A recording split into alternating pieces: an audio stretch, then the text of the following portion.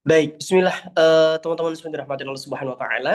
Malam hari ini merupakan benah diri episode 11, yang dimana harusnya benah diri ini kita jalankan. Episode 11 ini akan kita laksanakan harusnya di Selasa pekan lalu. Namun qadarullah, saya sedang tidak sehat dan memilih untuk meliburkan terlebih dahulu.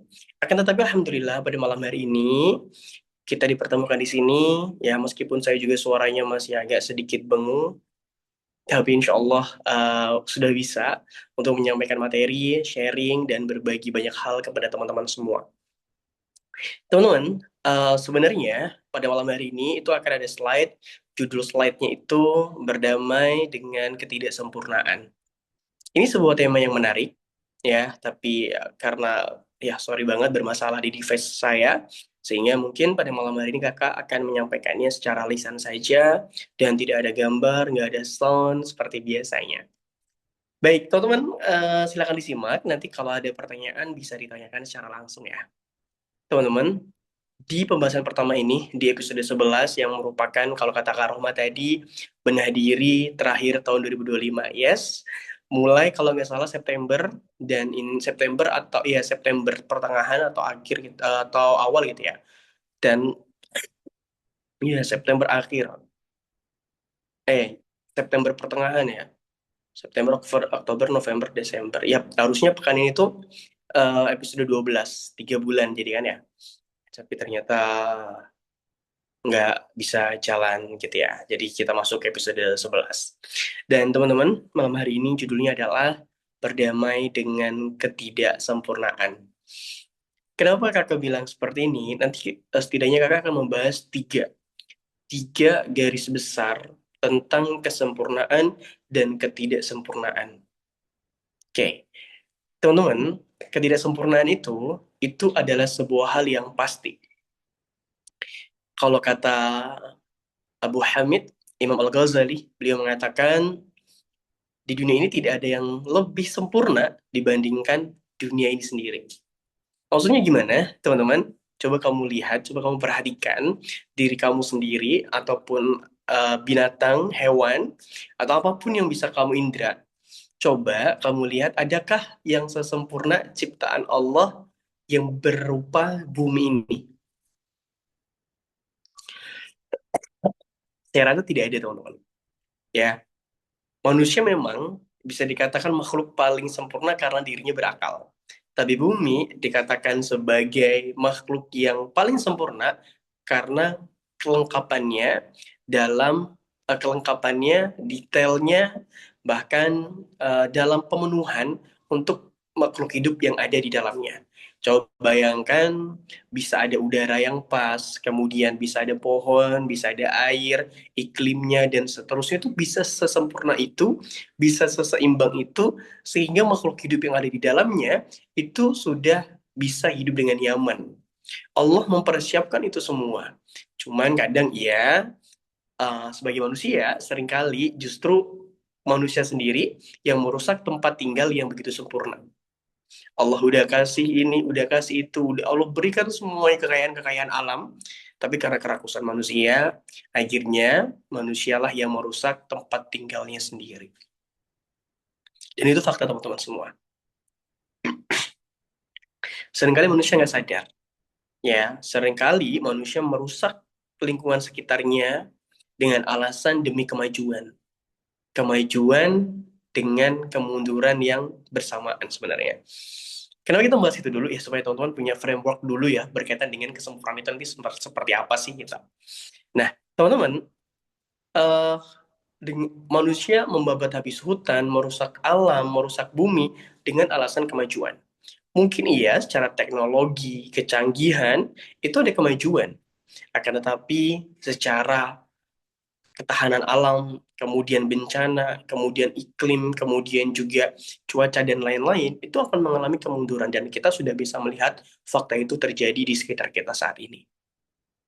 Begitu, ketika sebuah eksploitasi yang tidak dikontrol gitu ya, hanya demi kepentingan-kepentingan pribadi, kepentingan-kepentingan politik, kepentingan-kepentingan keserakahan pribadi gitu ya. Sehingga di situ menghasilkan sebuah hal yang sangat-sangat tidak tidak baik. Dan mungkin teman-teman semua juga menyadari akan hal itu. Kenapa demikian? Kenapa manusia tidak bisa mengontrol dan mengatur bumi yang sempurna yang sudah Allah ciptakan untuk makhluk hidup? Kenapa? Karena manusia adalah makhluk yang tidak sempurna. Ketika makhluk yang tidak sempurna, yang lemah seperti kita ini, ya sadar kalau bahwa kita nggak sempurna. Tapi kenapa kita seringkali menganggap aturan yang kita buat, kebijakan-kebijakan yang kita bikin, itu bisa mengalahkan kebijakan-kebijakan yang maha sempurna, yaitu Allah, yaitu aturan Allah. Begitu. Nah, maka seharusnya kita sebagai manusia yang tidak sempurna ini, teman-teman, gitu ya, manusia yang penuh dengan kekurangan ini harusnya kita bisa sepenuhnya patuh dan taat kepada yang maha sempurna. Oh, Allah melarang ini, Allah melarang itu. Bukan berarti Allah itu tidak me, apa ya, tidak menginginkan kebaikan kepada kita. Enggak, justru mungkin larangan Allah, ya, ketidakbolehan untuk melakukan ini, melakukan itu adalah bentuk kasih sayang Allah. Jadi teman-teman harus bisa sadar tentang diri kita. Pertama harus sadar itu, manusia tidak ada yang sempurna dan begitu pun kebijakan-kebijakan yang melampaui batas. Jadi artinya sebenarnya kebijakan ini tuh bukan ranahnya manusia untuk membuat kebijakan itu, aturan-aturan itu, undang-undang misalkan. Ya kamu harus bisa menggunakan aturan yang sudah Allah tuliskan di dalam Al-Quran, yang sudah Allah ajarkan. Karena Allah yang maha sempurna, kita tinggal ngikutin aja apa yang Allah inginkan. Sebenarnya sesederhana itu, gitu ya. Termasuk dalam kehidupan pribadi, gitu ya. Kita tahu manusia tuh nggak sempurna, manusia tuh lemah, mudah terkena fitnah, mudah untuk apa namanya itu tergoda nafsunya, begitu ya. Maka sebenarnya kita tinggal ikut aja apa yang Allah perintahkan, apa yang Allah maksudkan, apa yang Allah inginkan. Kita hidup untuk Allah, guys. Kita bukan hidup untuk diri sendiri. Ingat ya, kita hidup untuk Allah. Kita hidup untuk Allah, bukan untuk diri sendiri. Kalau hidup untuk diri sendiri, mungkin ya kita nggak perlu untuk menjadi manusia yang patuh dan taat kepada Allah gitu ya. Dan kalau kita hidup untuk diri sendiri, ya secara tidak langsung mungkin kita meyakini kita tidak punya Tuhan dan seterusnya. Padahal itu suatu hal yang keliru. Kita bukan hidup untuk diri kita sendiri, tapi kita hidup untuk Allah.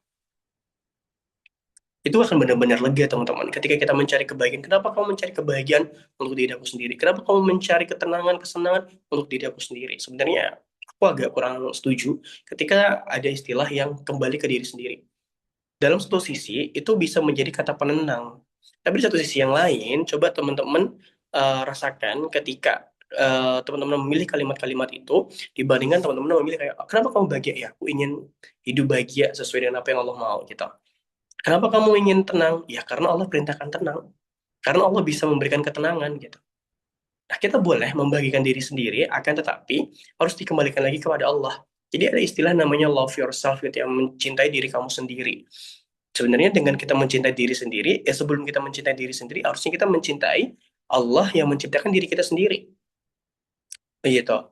Nah, dalam hal ini, teman-teman semua, ini harus teman-teman pahami dan harus teman-teman ingat.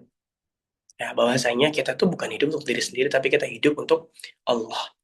Kenapa? Nah, ini adalah menjadi cikal bakal atau basic atau dasar ya dari kekuatan kita agar bisa menerima ketidaksempurnaan itu.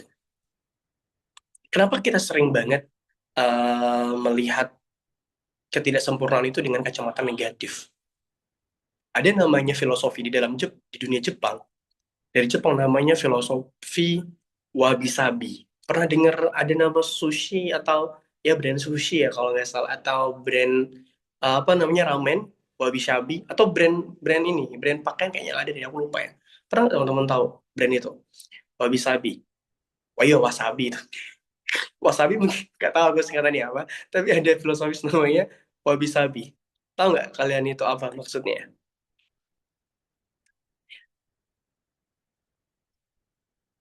Ada yang tahu kagak? Agak tahu. Oke, wabi-sabi itu adalah filosofi dari Jepang yang mengajarkan kepada kita untuk melihat keindahan dari ketidaksempurnaan. Contoh, kalimat-kalimat yang bisa menjadi contoh adalah ketika teman-teman melihat kayu yang sudah lapuk gitu. Nah, kalau kita menggunakan filosofi Jepang, kita nggak akan melihat itu sebagai kayu yang lapuk yang tidak berguna. Tapi ketika kita menggunakan filosofi itu, kita akan memiliki sudut pandang, ah, kayu itu kayu ini memang lapuk, tapi kelapukan ini tanda bahwasanya kayu ini tuh dulu pernah hidup. Beda. Atau misalkan eh, ada gelas yang udah pecah dan nggak bisa digunakan. Mungkin kalau kita ngeliat dengan kacamata kita seperti manusia biasa gitu ya, kita ngeliat kayak, oh gelas ini udah pecah, ya udah nggak bisa digunakan, buang. Tapi kalau dalam filosofi wabi-sabi, kita bisa ngeliat keindahannya apa? Oh, gelas ini pecah. Berarti ini tanda bahwasanya gelas ini itu pernah digunakan dan pernah menjadi benda yang berguna. Ya kan? Lihatnya lebih positif, guys. Gitu.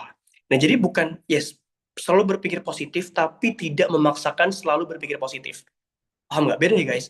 Dalam satu sisi, kita tuh nggak boleh juga untuk berpikir positif terus-menerus begitu. Tapi, kalau dengan konsep ini, namanya konsep wabi-sabi ini, kita bisa melihat satu hal yang memang itu fakta, dan memang itu positif. Gitu lah. Jadi kita nggak boleh memaksa satu hal yang negatif, terus kita pandang positif, sih sebenarnya nggak boleh. Tapi kalau dalam konteks-konteks kayak tadi, itu kita bisa melihat itu dari sisi yang positif gitu. Contoh lagi misalkan teman-teman nih ada orang yang mohon maaf banget ketidaksempurnaan yang sering dikatakan oleh manusia itu adalah yang sering dilihat adalah anak-anak yang mungkin keterbelakangan mental gitu ya. Nah tapi kalau kita ngelihat oh iya ini anak-anak mohon maaf banget gitu ya cacat misalkan keterbelakangan mental, autism dan seterusnya begitu. Kemudian kita kan bisa lihat itu dari sudut pandang yang lain. Ah, anak ini anak surga yang nantinya bisa kok membawa orang tuanya ke surga. That's point. Gitu lah. Memang agak sedikit seperti kalau dalam Islam tuh husnuzon ya, berprasangka baik kepada Allah. Akan tetapi ini maknanya bisa lebih luas dan bisa digunakan dalam hal apapun. Duh, duh, duh, duh, duh, duh. Gitu ya, bisa digunakan dalam hal apapun. Wah, hari ini motor aku apa namanya? Wah, hari ini motor aku rusak dan sangat menyebalkan gitu.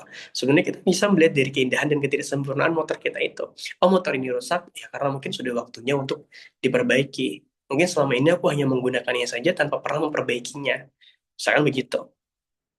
Mungkin kita akan melihat suatu makna yang berbeda dari setiap kejadian yang kita anggap tidak sempurna. Gitu. Nah, ini namanya filosofi Wabi-Sabi, melihat keindahan dari ketidaksempurnaan. Dan itu pasti ada teman-teman semua. Nah, kalau kita lihat dari bab rumah tangga gitu ya,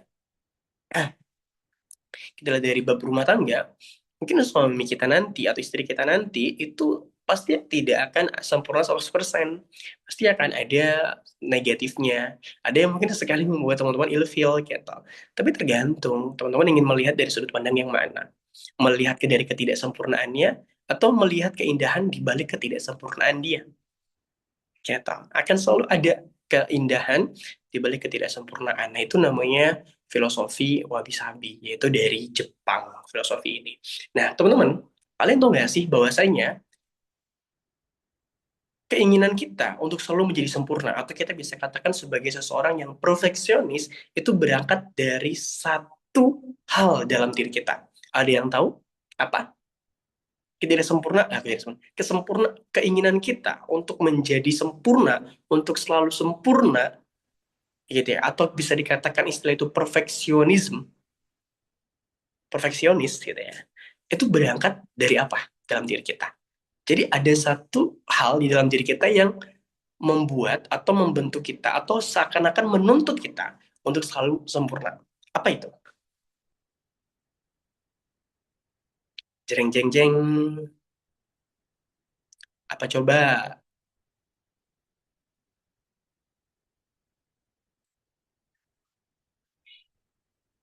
Ayo, Apa tadi, Kak? standar hidup lebih dari bukan. Jadi ada ada satu hal yang mendorong kita atau menuntut untuk kita tuh selalu sempurna, selalu memberikan yang sempurna, atau bisa dikatakan perfeksionis. Pola pikir menjadi salah satu ini. Kalau pola pikir tuh bukan sebabnya sih, tapi lebih kepada akibatnya. Keinginan, ya keinginan bisa jadi, tapi kurang tepat. Ambisi, no. Ya, kakak langsung bahas aja biar waktu nggak kemalaman ya. Karena ini udah cukup malam. Nah, teman-teman, apa sih yang membuat kita tuh untuk selalu menuntut sempurnaan, kesempurnaan, kesempurnaan? Kita tuh ingin semuanya sempurna. Atau bisa dikatakan perfeksionis. Apa itu? Yap, hal yang mendorong itu adalah ketakutan. Sebenarnya agak sedikit paradoks gitu ya. antara ketakutan dan ketidaksempurnaan. Tapi faktanya kayak gitu. Teman-teman bisa cek ke dalam diri kamu sendiri. Kalau kamu adalah orang yang perfeksionis gitu ya. Atau kamu bisa tanya kepada orang-orang yang mengalami itu. Tanya dan jawab dengan jujur. Kenapa kamu ingin semuanya sempurna? Karena ketakutan. Apa? Takut tidak dianggap baik, takut tidak dianggap sempurna lagi, takut posisinya tergeser, takut tidak mendapatkan validasi lagi, takut nanti nggak dianggap, takut nanti ditinggalkan orang-orang yang tersayang, takut nanti nggak dihargai. Itu kenapa dia ingin selalu memberikan yang sempurna semuanya. Ada ketakutan di sini. Takut gagal, takut masa depannya ini, takut itu. Sehingga dia akan memastikan semuanya sempurna. Tapi justru kesempurnaan itu, keinginan untuk tampil selalu sempurna itu yang membuat kita merasa tidak tenang dan membuat kita jadi gelisah. Ya, semua berasal dari ketakutan. Banyak takutnya sehingga ingin semuanya sempurna. Padahal teman-teman, di dunia ini tidak ada yang sempurna. Tidak ada yang sempurna. Iya benar takut memulai ujung-ujungnya menunda. Yes, nah itu salah satu dampak negatif dari perfeksionisme. Takut memulai, menunda dan jadinya nggak ngelakuin apa-apa. Karena selalu ingin sempurna. Kamu ingin sempurna nanti gagal, nanti ini dan terus dan seterusnya. Dan memang fakta Kak, pengen semua apa tadi? Pengen semua sempurna sampai capek, down dan nyerah. Yes. Ketakutan bisa mencapai. Ya, jadi itu. Ya, jadi teman-teman, ketakutan bisa mencapai mimpi. Ya, jadi perfeksionisme atau keinginan kita untuk selalu sempurna itu disebabkan atau dimunculkan oleh yang namanya ketakutan. Padahal teman-teman semua, di dunia ini memang tidak ada yang sempurna. Kita nggak apa-apa banget kalau kita sesekali gagal. Kita nggak apa-apa banget kalau kita sesekali nggak berhasil, ya. Kemudian kita nggak apa-apa banget kalau misalkan kita harus stop, harus ganti, harus kalah dulu. Itu nggak apa-apa banget, karena itu bagian daripada kehidupan. Kalau teman-teman menginginkan semuanya sempurna, teman-teman berarti melawan, tanda kutip, apa, fitrah dalam kehidupan. Bahwasanya memang nggak ada yang sempurna gitu. Ketakutan karena ekspektasi yang berlebihan. Bisa jadi gitu ya. Nah teman-teman, hidup itu nggak apa-apa kok kalau teman-teman belum berhasil, teman-teman gagal, teman-teman jatuh, teman-teman kemudian bangun lagi, itu it's okay, that's fine. Kesempurnaan kesempurnaan itu nggak akan pernah muncul kalau teman-teman nggak berani mencoba. Nggak apa-apa kan? Iya, nggak apa-apa banget. Kita hidup itu nggak dituntut untuk sempurna teman-teman, tapi kita itu dituntut untuk selalu berusaha menjadi lebih baik dari hari kemarin. Gak ada yang akan menjadi sempurna di dunia ini kecuali Rasulullah, itu aja selesai. Kayak orang yang gagal tuh kayak bakalan selamanya. Enggak, kamu gagal tuh cuman gagal hari ini. Kamu masih punya waktu di masa depan. Kamu masih punya waktu esok. Kak, tapi kalau aku besok meninggal, that's okay. Tugas kamu selesai. Makanya kalau misalkan kamu gagal, manusia ini teman-teman. Manusia itu sudah diberikan porsinya masing-masing oleh Allah berkaitan dengan rezeki dan seterusnya.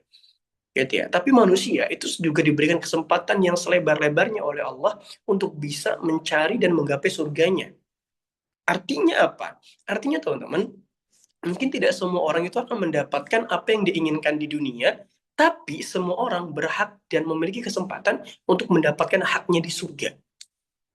Makanya kalau kita berbicara tentang eh ketidaksempurnaan gitu ya, atau kita berbicara tentang apa kegagalan, that's okay. Selama itu dunia, it's okay. Kamu masih punya hari esok untuk memulai lagi. Kamu masih punya hari esok, minggu depan, bulan depan, tahun depan, that's okay gitu loh. Jangan dijadikan sebagai satu hal yang kayak seakan-akan aku gagal, aku salah, aku kalah hari ini dan semuanya selesai. No guys, nggak sampai situ. Kamu gagal di hari ini, ya udah hari ini gagal. Besok belum tentu, besok lembaran baru lagi. Setiap hari adalah lembaran baru yang harus kita tulis ceritanya setiap hari gitu loh. Jadi kalau misalnya kamu gagal hari ini, it's okay gitu loh. Jadi jangan sampai kamu membebani diri kamu, membuat hati kamu gelisah, membuat hati kamu jadi ngerasa nggak tenang, kemudian membuat kamu was-was hanya karena kamu takut gagal atau kamu takut tidak menjadi manusia yang sempurna. Gitu, nggak apa-apa banget kok kalau kamu belum berhasil hari ini. Kita mungkin nggak bisa berhasil menjadi manusia yang sukses menurut standar dunia, tapi kita harus berusaha untuk menjadi sukses dengan standar akhirat. Gitu ya. Gagal bukan berarti kalah, salah dan harus buat kita nyerah. Gagal adalah pacuan untuk terus berjalan sesuai ranah kita saja. Yes, gagal kadang itu menjadi alarm kayak it's okay. Kamu kayaknya butuh istirahat dulu dan mungkin nanti kamu coba dengan cara yang lain gitu ya dan seterusnya. Nah, pada intinya ketidaksempurnaan atau kegagalan kita dalam mencari atau mencapai satu hal itu bukan berarti kamu tuh lemah. Bukan, teman-teman. Aku nggak melihat dari sebuah kegagalan itu adalah bentuk dari kelemahan. Kadang orang udah usaha sungguh-sungguh banget, tapi memang Allah tidak menakdirkan dia di situ, ya for what gitu loh. Untuk apa? Ya sudah, berarti bukan karena kamu lemah, tapi karena memang kamu belum waktunya mendapatkan itu. Atau mungkin kamu bukan untuk kamu apa yang kamu inginkan itu. Allah sudah menyiapkan suatu hal yang lain begitu. Itu ya. Nah, teman-teman, jadi ketidaksempurnaan itu tampil atau muncul dari namanya ketakutan. Dan ketika kita hidup, kita nggak perlu takut untuk tidak sempurna. Tapi kita cukup takut kalau kita tidak berani untuk selalu berusaha menjadi lebih baik. Ingat, kita hidup ini bukan dituntut untuk menjadi sempurna, tapi kita hidup untuk dituntut menjadi manusia yang senantiasa memperbaiki diri. Gitu. Lalu gimana caranya supaya aku ini em, bisa berdamai dengan ketakutan itu? Teman-teman, aku agak notice dengan punya Naya ya. Ketakutan karena ekspektasi yang berlebih. Ini teman-teman kadang rasa takut itu muncul karena pertama kita merasa tidak aman, kita merasa terancam atau mungkin kita merasa bisa mendapatkan satu hal yang negatif gitu dari apa yang kita takutkan itu. Padahal gini teman-teman, hidup itu nggak selalu harus sejalan dengan apa yang kita inginkan.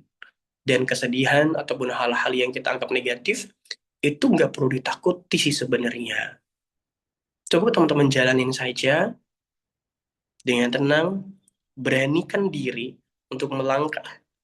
Perihal nanti ternyata, oh ada sedihnya, it's okay. Ada bahayanya, it's okay. Semuanya bagian dari proses. Ingat, bagian daripada proses. Takut itu wajar, tapi tidak wajar ketika ketakutan itu justru menjadikan kamu sebagai manusia yang tidak bertumbuh, yang tidak ngapa-ngapain, menunda semuanya karena kamu takut. Nah, itu yang tidak diperbolehkan. Takut ini, takut itu, sehingga kamu tidak melangkah. Takut gak sempurna, takut tampil di depan karena ini dan lain sebagainya. Padahal, kalau kamu pengen menjadi lebih baik lagi, atau tanda kutip pengen menjadi lebih sempurna, kita katakan, itu selalu dimulai dari kegagalan dulu.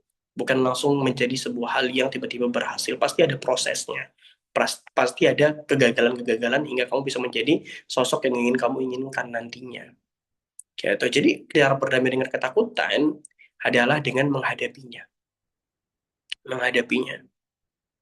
Tentu bukan hanya menghadapinya saja, tapi dengan membekali diri kita dengan beberapa hal. Pertama, tentunya dengan eh, ilmu. Nah, ini harus teman-teman pahami.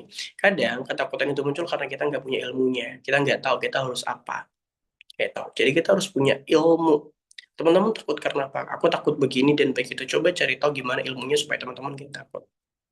Itu yang pertama. Nah, kemudian kedua, teman-teman harus punya mindset bahwa, oke, ketakutan ini akan aku hadapi dan mungkin salah dan gagalnya hanya hari ini, capeknya hanya hari ini, dan ini akan membentuk aku menjadi pribadi yang lebih baik di masa depan. Nah, jadi harus memiliki ilmu dan harus memiliki mindset yang benar tentang ketakutan itu. Teman-teman, sebenarnya tidak perlu ada yang kita takutkan sih, kalau kita benar-benar beriman kepada Allah. Gitu ya. Ketakutannya akan berlalu, betul, ketakutannya akan berlalu. Kita boleh takut, tapi kita nggak boleh takut yang hingga membuat kita tidak kemana-mana. Itu harus teman-teman pahami. Aku juga kadang masih banyak hal yang gak takuti dalam dunia ini.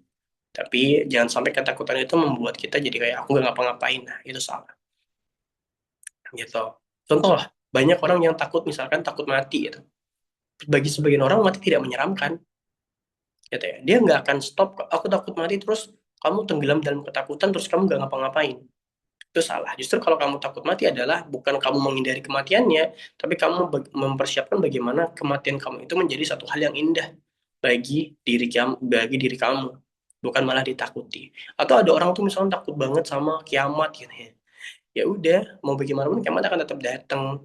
Makanya yang harus kamu lakukan adalah mempersiapkan agar pas kiamat kamu benar-benar siap, bukan malah takut dan tidak ngapa-ngapain. Nah gitu, jadi harus dicari ilmunya dan juga dibenerin mindsetnya agar kita bisa berdamai dengan ketakutan itu. Gitu. Nah, di dalam Islam, teman-teman, Allah juga memang tidak menyuruh kita untuk sempurna. Kita hanya disuruh untuk ketika kita berbuat salah, kita diminta untuk bertaubat. Kenapa Allah membuka pintu selebar-lebarnya bagi para hamba-hamba Allah yang ingin bertaubat, yang ingin memperbaiki diri gitu ya? Karena Allah tahu manusia itu memang bukan makhluk yang sempurna. Malaikat juga bukan makhluk yang sorry, malaikat itu makhluk yang sempurna, tapi manusia tidak, bukan makhluk yang sempurna. Maka Allah tahu manusia itu nanti akan banyak khilaf, banyak salah, sehingga Allah membuka pintu taubat sebesar-besarnya bagi siapapun. Allah saja berdamai loh dengan ketidaksempurnaan hambanya. Masa kita sebagai manusia tidak mau berdamai dengan hal itu? Aku tidak menyuruh teman-teman untuk berpasrah dan berdiam diri gitu ya. Untuk yaudah aku berdamai dengan ketakutan terus aku nggak ngapa-ngapain, nggak kayak gitu juga. Artinya teman-teman melawan ketakutan itu dengan ilmu, dengan mindset yang benar gitu ya. Dan mulailah belajar untuk eh, berdamai dengan ketidaksempurnaan itu. Kan sebuah statement begini punya gagal sesungguhnya adalah ketika kita tidak bisa berbuat apa-apa lagi di sana. That's I'm totally agree tentang statement itu. Itu gagal sesungguhnya. Karena gagal di dunia semuanya masih bisa diperbaiki, teman-teman. Gagal di dunia itu semuanya masih bisa diperbaiki. Masih bisa ditaubati. Tapi kalau sudah di akhirat, kita nggak bisa bertobat lagi. Karena batas tobat adalah ketika kita menghembuskan nafas terakhir. Maka Allah tahu gitu ya, manusia itu sering hilaf, sering salah gitu ya. Maka Allah akan mengampuni hamba-hambanya bahkan sebelum nafas itu berada di kerongkongan, artinya sebelum nafas terakhir itu tiba, teman-teman tuh masih dibolehkan untuk bertaubat. Itu maha, maha, maha indahnya Allah gitu ya. Allah saja berdamai dengan hambanya yang memang tidak sempurna gitu. Apa yang teman-teman inginkan dari ketidaksempurnaan ini selain daripada terus bertaubat, memperbaiki diri? Gitu. Jadi jangan teman-teman berpikir kayak udah aku banyak dosanya nggak memperbaiki diri, nggak gitu juga gitu ya. Justru kalau kita sadar kita banyak dosa, kita banyak salah, kita banyak khilaf, kita harus segera bertaubat kepada Allah Subhanahu Wa Taala, dan Allah menerima taubat dari hamba-hambanya. Dan itulah tanda bahwasanya manusia memang tidak sempurna. Allah selalu menerima taubat manusia kapanpun sebelum nafas kita berakhir. Itu jadi cara berdamai dengan ketidaksempurnaan seperti itu, teman-teman. Kita harus menyadari dulu ketidaksempurnaan itu apa munculnya dari mana. Jadi ketakutan. Gimana cara berdamai dengan ketakutan? Tadi udah kakak bahas di dalam penjelasan tadi gitu ya. Kemudian bagaimana Islam memandang ketidaksempurnaan, dan Islam menyadari itu manusia memang tidak sempurna. Maka kita sadar kita tidak sempurna, kita butuh kepada yang maha sempurna. Gitu. Ya, kita sadar bahwasanya kita penuh salah, maka kita harus bertaubat. Jadi bukan kita malah stop dan merasa putus asa, tidak seperti itu. Gitu ya. Nah mungkin itu teman-teman untuk materi pada malam hari ini tentang berdamai dengan ketidaksempurnaan. Seringkali yang membuat kita lelah itu bukan orang lain, tapi diri kita sendiri yang memaksa kita untuk melampaui batas seorang manusia. Apa yang dilampaui batas oleh seorang manusia itu, yaitu memaksa untuk selalu sempurna. Padahal manusia dilahirkan di dunia ini tujuannya bukan untuk menjadi makhluk yang sempurna, tapi menjadi makhluk yang lebih baik daripada hari sebelum-sebelumnya. Ya, jadi jangan pernah teman-teman merasa aku harus sempurna 100%. Ya, kita mengikhtiarkan itu, tapi ketika ada kegagalan, it's okay. Allah mempunyai rencana yang lebih baik daripada apa yang kita rencanakan. Santai, sabar, enjoy your life, dan nikmati kehidupan itu dengan syukur dan dengan ilmu. Insya Allah semuanya akan menjadi lebih indah. Gitu ya. Oke teman-teman, untuk pada malam hari ini, kalau ada yang mau ditanyakan, dipersilahkan.